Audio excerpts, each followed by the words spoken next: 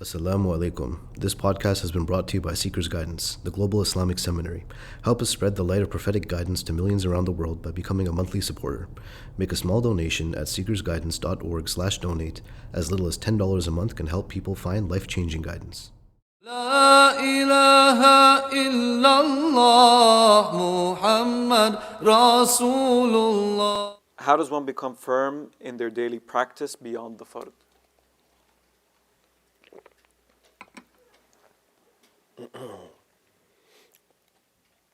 MashaAllah, how does one become firm in their daily practice beyond the fard? MashaAllah, that it just reminds me of a hadith that we were doing on the Seekers podcast. The hadith that states that إن حبل على الله بعد الفرائض إدخال السرور على المسلم, is that the most beloved of all things after the obligations is making believers happy. It's an amazing hadith. After the obligations, the most beloved of all acts to Allah subhanahu wa ta'ala, idkhal as-surur, literally entering happiness or joy to the heart of the believer. So making believers happy. And there's no doubt that the obligations that take precedence over that everything else, because there's no way to attain that love of our Lord subhanahu wa ta'ala without performing the obligations. But after the obligations, how do we solidify that ourselves in many of the other supererogatory manifestations of the sunnah? I would say that one potential way to answer that question is that you start from abundance. And what I mean by that is, I mentioned intention in the previous answer to the previous question, but also in relation to this, one of the things that they mentioned about Sayyidina Abu Bakr as-Siddiq is that there was no door from the doors of good except that he entered through it. And so we should make the intention that, Ya Rab, we want to enter into enter through the doors of closest to you, through every possible door.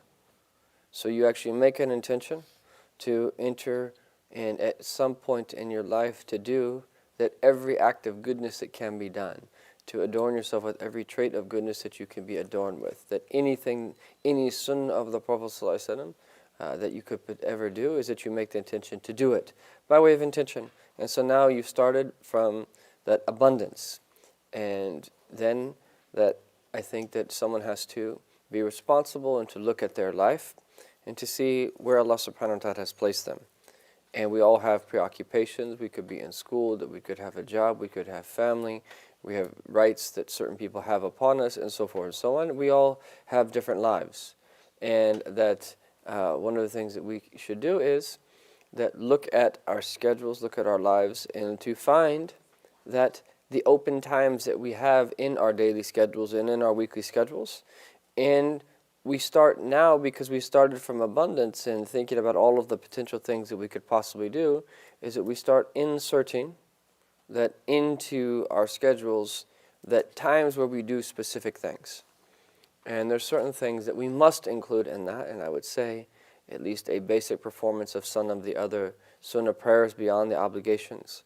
And I would say as well that reciting some of the invocations of our Prophet ﷺ in the morning and the evening, having a wird of the recitation of the Quran, I would include in that definitely as well the giving out of charity, and that on a weekly or a monthly, depending upon someone's situation basis, that a visiting of different types of people, family members, relatives, friends, people that are ill, and so forth, and that some other type of service that we dedicate ourselves to, is that it could be from the realm of the supererogatory, or that might be that fulfilling a communal obligation. But the key really is to plan out your day and to plan out your week and your month, and to insert that various things from the realm of the supererogatory into your schedule, and then try to stick to it. And if you start from abundance, you'd be actually surprised if you would sit back and think about all of the things that you could possibly do that are good, that are supererogatory, that will bring about reward, that are not obligations. There are so many. And if you just take that time to reflect, you'd be surprised about the various things that you can do, and that it might just be something as small as, you know what, I'm going to be conscious today to smile at everyone that passes by me that while I'm walking on the street. things of that, something like that. That is a supererogatory practice that if you make that intention and actually do that, that throughout your day, you will get reward for doing it. And little things like that, and you'd be surprised. All of that comes from that blessed time where we actually sit and think and reflect upon various things that we can do from the realm of the supererogatory.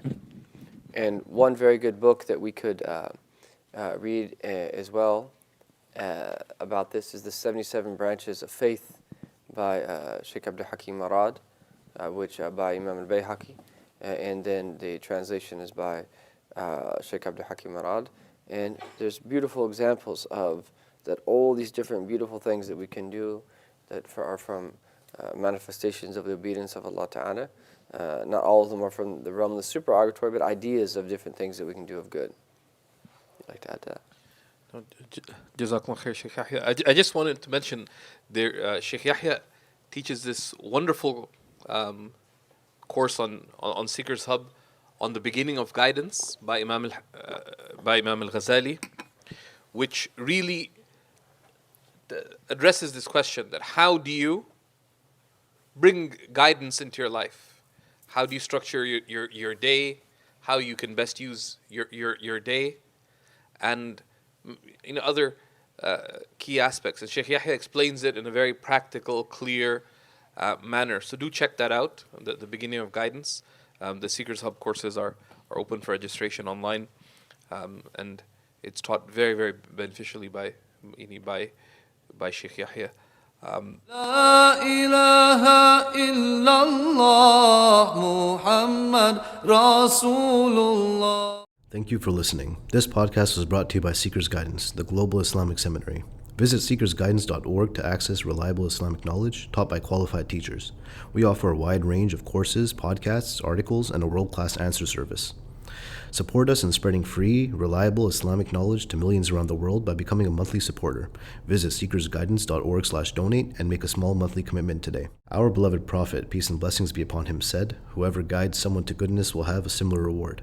So don't forget to share this podcast and spread prophetic guidance.